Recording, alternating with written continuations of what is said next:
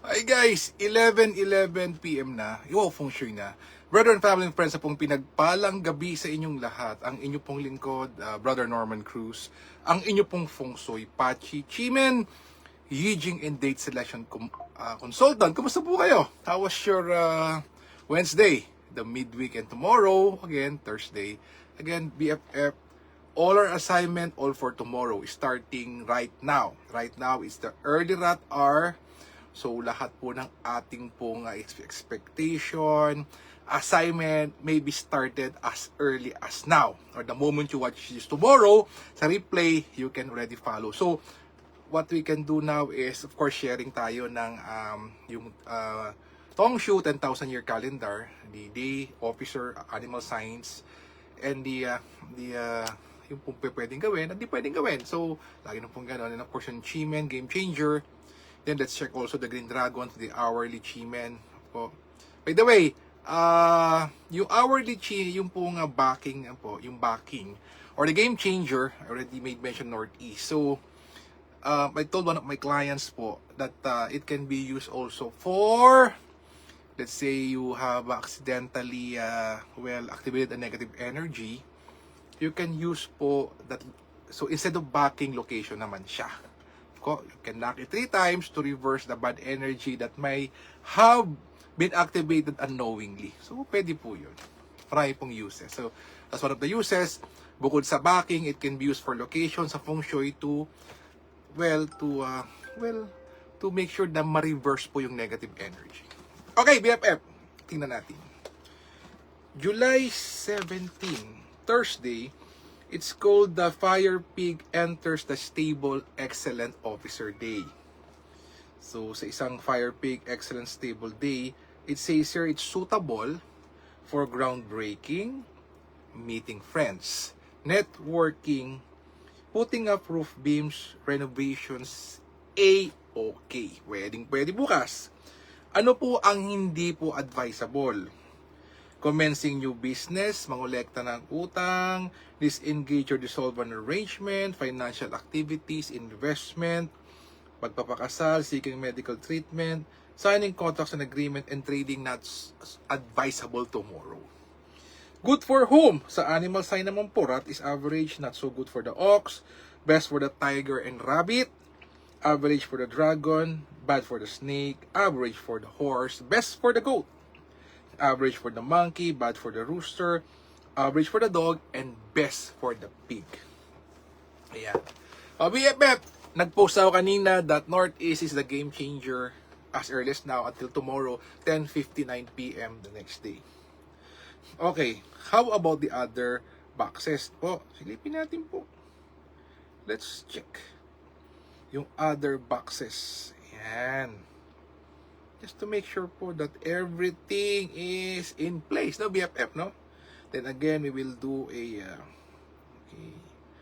17. Okay. So, yan. 17, the game changer BFF is backing to Northeast. Why? It's a door of inspiration.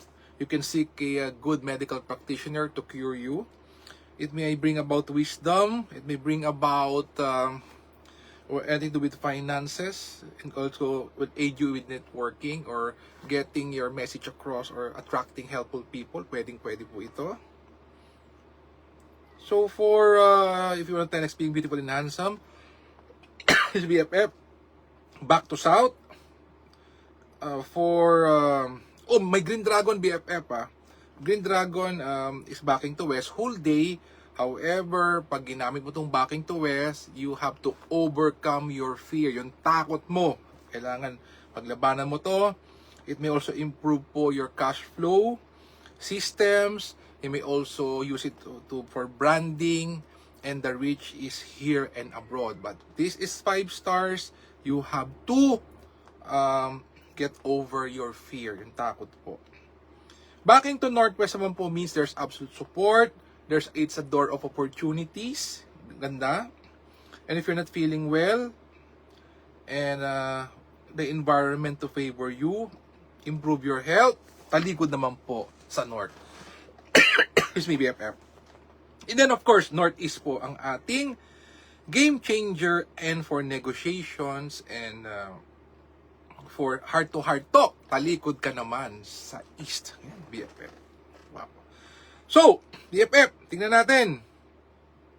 Ano bang meron? May Green Dragon ba, Kuya Norman? Sa isang July 17? O, tingnan po natin. Okay. Ito, BFF. Bear with me. Okay. Let us see. Tingnan natin, ha. Okay. July 17. BFF, backing to southeast, there's the Green Dragon returns, the number 1 most auspicious energy in Chimen. Meron din pong Jade Maiden watching the door, talikod naman sa southwest.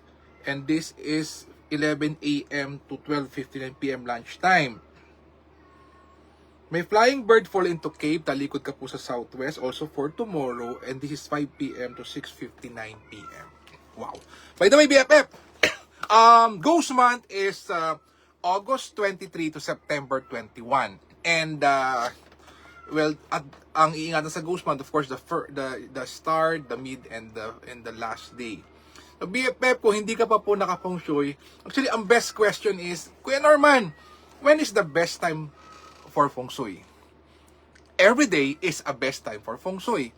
If po ba, what I mean, huwag natin intayin na of course, we go to the dentist, ang masakit ng ipin and something's wrong with our teeth. Po, huwag pong ganun. Let's make it a practice that sa buong taon po is, it helps na at least po ba, there's already a feng shui for that, at least yung 33% mo of your earth's luck is already addressed na po. At least you will just fill up the other rest po. At least may 33% advantage siya na po. That's the maximum feng shui can do for you. So either in your home, but I would suggest home po talaga. Sa clients po, there are really times na nauuna yung office and eventually I would tell them, Sir, Madam, it also be advisable na papungsoy mo rin po yung iyong bahay. Because your home affects you 33% of the time. Paano kung maraming bahay? Kung saan ka po madalas natutulog, yung po ang ifupungsoy. Kunyari po, 7 days in a week, you sleep there 4 times in a week, doon na pupungsoy natin. Okay?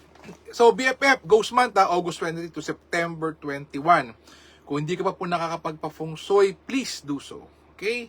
Okay, BFF, again, po natin, let's do this Chimen backing, this Chimen manifestation po, let's do it.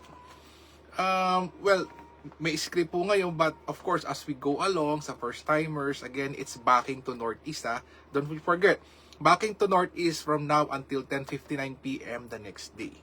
Okay? So, you count from 64 to 1. Pwede pong silent, pwede pong may boses, pwede pong spoken. Pero pa nagkamali, you have to go back to 64. And then 64 again to number 1. Nakaupo, talikod sa northeast. Okay. Gawa natin, BFF. Let's do it. Let's see. So, para po may guide po kayo, po sasabihin, Kuya Norman naman maganda yung may guide. Okay, let's do it po. We will do it. Don't you worry. Ayan. Ano po natin, Okay. So, okay. So, count from 64 to 1. Whole day po ito. Nakatalikod ka sa northeast and let's do it. 9 heaven, I hereby command, I slow my body, I quiet my breath, I picture myself standing in the center of calm landscape, wide, open, still. Everything around me continues to move, but I remain steady, untouched. In this stillness, I begin to see clearly what is real, what is noise, what truly matters. I feel the insight rising not from effort, but from space, like light entering a quiet room. The slower I move, the sharper my mind becomes. The more I stand in peace, the more I understand which path is mine. I trust that by being still, I unlock a deeper, more accurate form of strategy and strength. We say amen or how you end your prayer. So this po is it says here it is a mantra and visualization for clarity and stillness po. And there are lots of a word of God, a lot of quotes po regarding stillness. So ito po, pwede nyo po, you can replay this, you can slow it down, you can write your own message. Basta po ganun po yung flow. So may sample na po tayo that you can follow. So BFF, don't you forget, again, the Ghost Month is already coming, August 23 to September 21. So I encourage you, kung hindi pa po nagpapa-feng shui, I think now is the time na, well, we're offering our services, me and my son, of course. And not only that, we also offer Chimen and then patchy charts po. And of course, auspicious days po with the package po of that. And if it's required or there's a requirement for that, we'll also share with you the 7-star path, the Taiji Nobleman path, of course, yung candle walk po. That we can do in the comfort of your home, in the comfort of your office, no need to go to Taiwan, 7-star stamp po. Again, BFF, I thank you so much for the opportunity of being able to share our exchange of energies is like and share, BFF. And also, siyempre po, yung pong referrals po that you can, of course, consider us, me and my son po, for you to be our future clients. Again, BFF, let us continuously pray for each other, for we never know if a person out there is in need of help, prayer, our communication, our time. Let's continue to pray for them, our BFF. Let us pray for our leaders. Let us pray for world peace. Let us heal as one. Let us be a blessing to others. God bless all. With a grateful heart, maraming po salamat sa inyo lahat. God bless. Good night. Happy Thursday and see you again tomorrow. Bye-bye.